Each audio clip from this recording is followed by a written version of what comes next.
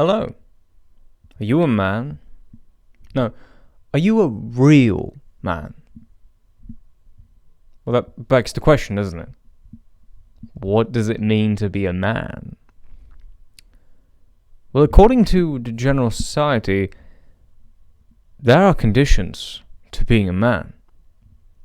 You need to be strong, chivalrous, successful, both with money and with women. Now, if you're a virgin, then people might start to question your masculinity. Yeah, maybe he's gay. Don't want that, do you? To be confident as well. Be an alpha male. Be the dominant person. In every room, you need to be the biggest alpha monkey on the rock.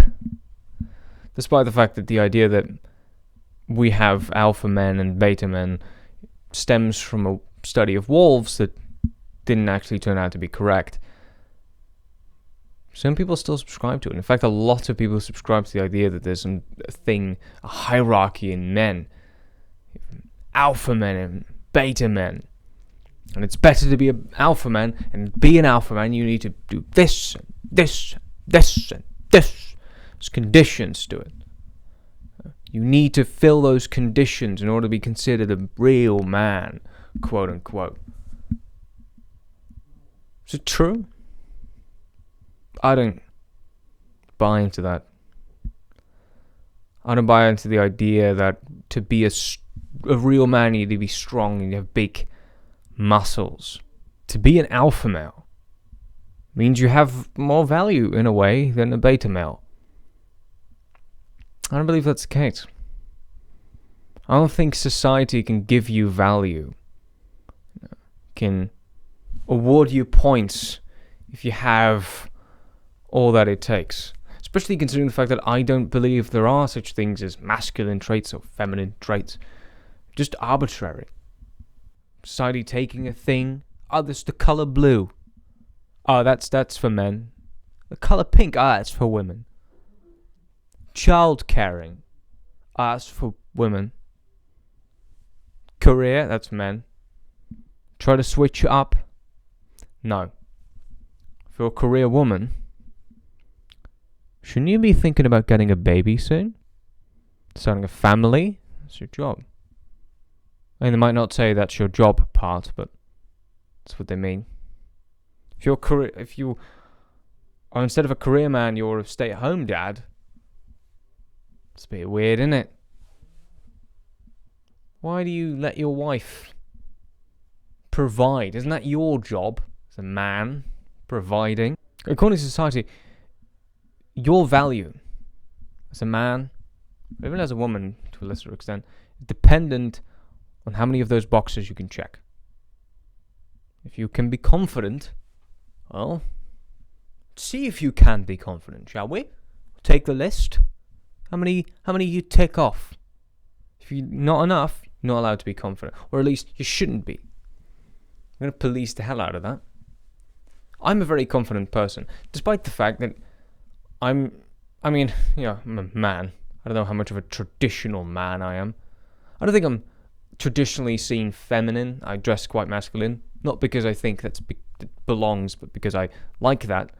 I don't go to the gym. I don't really care for it. I don't need to lift heavy things. I prefer being able to fit in suits without having to get alterations than being very big and strong. I don't really need it. But I don't attach my value to that. If I wear a suit, I do that because I like the look of that suit. I don't do it because I think it makes me more of a man or because it increases my value. Value isn't dependent on society or on external factors. It's dependent on that you believe to have value. You believe you're enough to be valuable. It's the most important thing. So I don't think I'm the most attractive man in the world. I don't think I'm particularly unattractive, but when I look in the mirror, I don't think, ooh, that's a supermodel. But I do think I look quite good. And I take value in myself. I see the value in myself. Because I believe to be enough to have value. I think that's a very important thing. If we look at the opposite of toxic masculinity, where you need to fit in all those boxes, it's the toxic positivity. You're perfect the way you are, no matter what. Always perfect. I say it's toxic because it doesn't leave room for self-improvement. Why would I dress good if I look perfect no matter what? Despite the fact that if you did put in the effort, and you did put on something that makes you feel better, that you'll feel better. Clothing can have a very big impact on the way you feel about yourself. And with any of those things, with confidence, with strength, with all those positive attributes that are generally quite positive, you can improve in that. You can improve in becoming more kind to people. Generally pretty positive trait. Now, if you haven't achieved that goal, if you're not as charming, if you don't have as much charisma as you'd like, that doesn't make you less valuable. Your value isn't dependent on that. But it's a thing you can improve. And that's the key distinction. Improving isn't bad. It's good. You should improve. Not because I think you're a piece of shit, but because we're not perfect. You can always improve. There's always room for improvement. But that doesn't come at the cost of your value. Your value isn't less when you begin your journey than it is when you end. It isn't less when you are less charming than it is when you are more charming. Your value as a person, as a human being, as a man, doesn't come from those things. It should come from within. You should feel from within, no matter what you look like, no matter who you are, that you are valuable as a person. To get back to it, what does it mean to be a man? Also has another problem. Trans men. What are they for? Let me know if you heard this before. I will call a trans man a man if they look like one. I'll call a trans woman a woman if they look like one. A lot of people currently take this view of transness where someone's gender identity is only valid if they look like the identity that they are. Let me ask you this. I look like a man. I'm a man, you know. Anyone would say that. If I grew out my hair, till that length, thereabouts, would that make me less of a man? Well, no. Of course not. If I put on a dress, would that make me less of a man? Yeah, question's harder. Probably not. Especially if you're more progressive. Maybe if you're a very conservative person, maybe you think that's true. But if you're more progressive, then you'd probably assume no. I mean, even very conservative people, when Harry Styles did the cover of Vogue with a dress, yeah, people, snowflakes were triggered by it, but no one said he was less of a man for it. They just thought it was weird and icky. If I put on heels and makeup, would that make me less of a man? Well, no. What if a trans man does it? What if a trans man has long hair, wears makeup, wears a dress, and wears heels? They're less of a man. To a lot of people, yes. To a lot of people, a trans person's identity is only valid if they look like the stereotype of that gender. That's why a lot of trans people go above and beyond to look like the stereotypical version of their gender identity.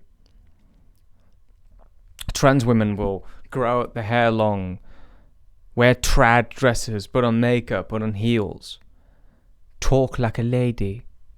Whereas trans men do, the opposite. They want to do everything to look like a man, because that's the only way that society accepts them.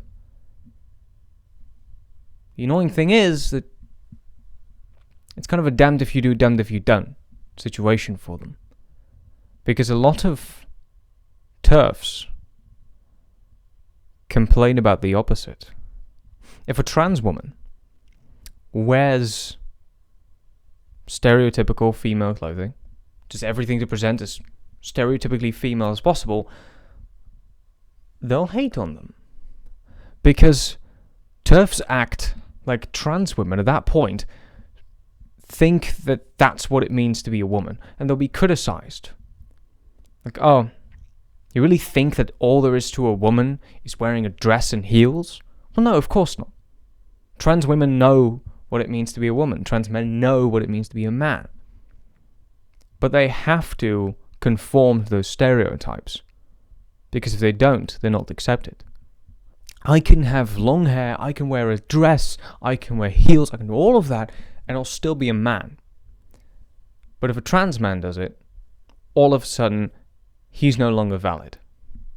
Like, oh, I'll say he, him, as long as he does that, and that, and that, and that. Same for other men. You're not a real man unless you do this, and this, and this, and this. So here's an idea. Let's deconstruct that. Let's deconstruct the idea that you need to fit these criteria to be a real man, whether you're cis or trans. Because all that it does, all that these criteria do, is hurt people. It doesn't help anyone to be looking into the mirror and think, I don't conform to these notions. Yeah, sure, it makes the world easier to understand.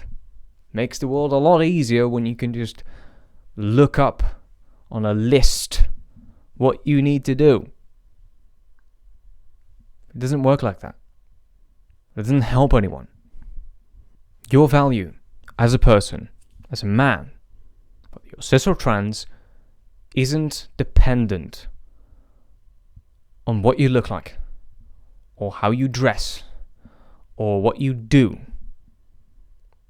You're always valuable. You're always a man.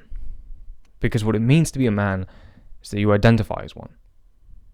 All the other things are irrelevant. Your chromosomes, no one can see them anyway. Your genitalia, well, you really shouldn't be flashing those in public anyway. And as far as the rest goes, well, it's just an outdated stereotype. Meant to put people in boxes so it's easy to understand. But unfortunately for them, the world isn't easy. The world isn't a binary. But the world can be good if we make it. Thank you for watching. If you enjoyed this video, you can like it. And if you want to see more of me, you can subscribe. If you have any questions, remarks, or anything else, you can leave it in the comment section below and I'll have a look at it. Thank you very much for watching and hope to see you next time.